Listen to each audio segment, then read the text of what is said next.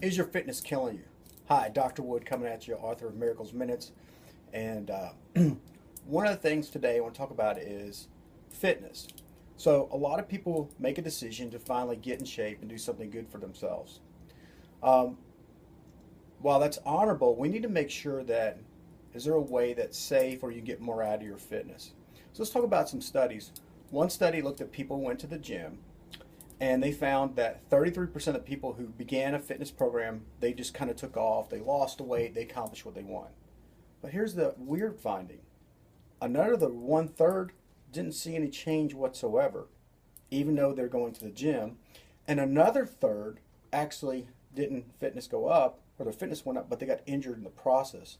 So when you get injured, you have to leave the gym, and then it's going to cost you some money to get better. So we have great intentions to starting something, but the reality of what happened in the gym was a third got better, a third are no different, a third are worse off. So how do we prevent that from happening and kind of dial you in to getting the most out of your great intentions in your fitness plan? And one of the ways to do that is something called an FMS, which stands for Functional Movement Screen.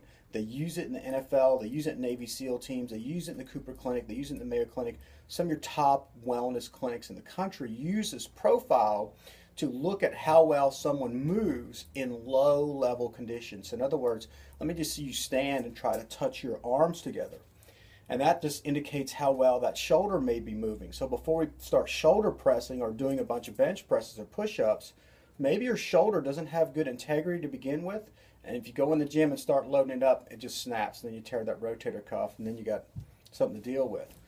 So it also looks at some other basic patterns. So you only have about 5 to 7 basic patterns. Squatting's one of them. Standing on one leg to balance is what you use to walk and to run. So before someone starts running, if you can't balance standing here in low level gravity, what do you think's happening when you go out and start running and introduce force, speed, and all those other things on an unstable body?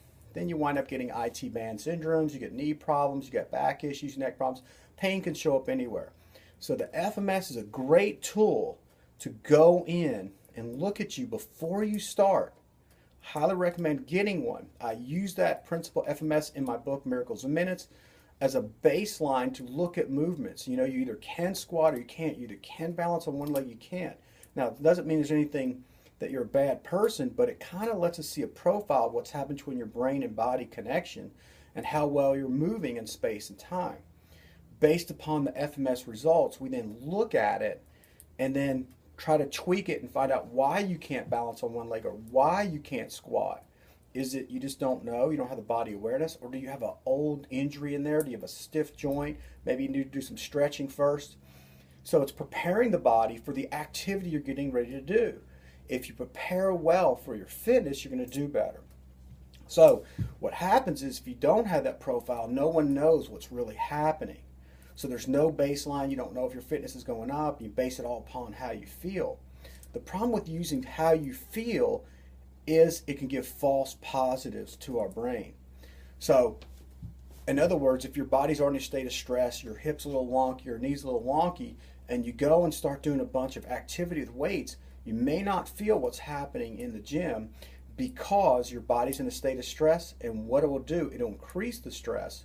It'll release cortisol, which reduces inflammation but also causes belly fat, and it's going to kick out another hormone called adrenaline. So I know when I played football and you're on the field and someone hits you, like, ah, you know, and the adrenaline goes off and you don't feel it. The next day you're like, oh, you're sore everywhere. The adrenaline dampens the pain signals that are going to your brain for a fight or flight situation. But the next day you have some soreness to deal with. So when people are going to the gym and keep pounding on their body and going into a stress state, you're not really going up, you're actually digging a hole for yourself.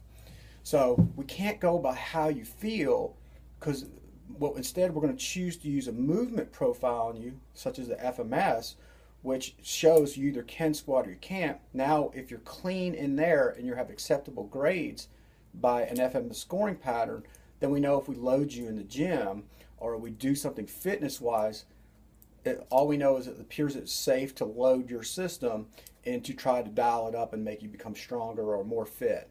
So thanks a lot, and that covers is your fitness killing you, why you might want to use MFMS. Have a great day.